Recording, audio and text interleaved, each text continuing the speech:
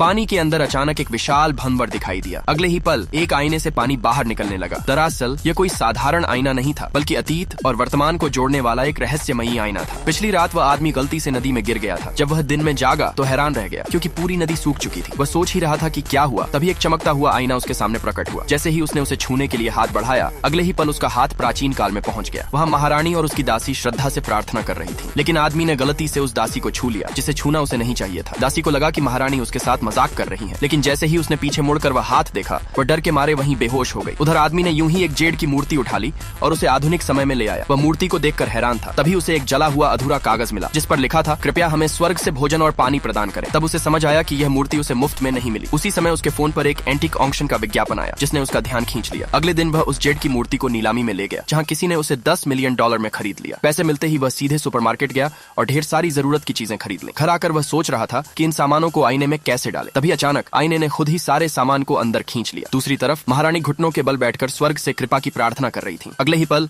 ढेर सारा सामान आईने से बाहर गिरा। महारानी और उसके सेवक खुशी से झूम उठे। इसी बीच आदमी ने फिर से आईने में हाथ डाला और खजाने निकालने की कोशिश की, लेकिन इस बार महारानी ने यह सब देख लिया। जिज्ञासावश वह आगे बढ़ी। तभी आदमी ने गलती से उनका हाथ पकड़ लिया और उन्हें सीधे आधुनिक दुनिया में खींच लिया। महारानी यह सब देखकर हैरान रह गई। उन्हें लगा कि वह आदमी कोई देवता है। बाद में महारानी ने उसे सब कुछ समझाया। तब जाकर आदमी को इस आईने का रहस्य पता चला। लेकिन आईने की दूसरी तरफ महारानी का राज्य अब भी संकट में था। आगे क्या हुआ जानने के लिए सब्सक्राइब कर लो।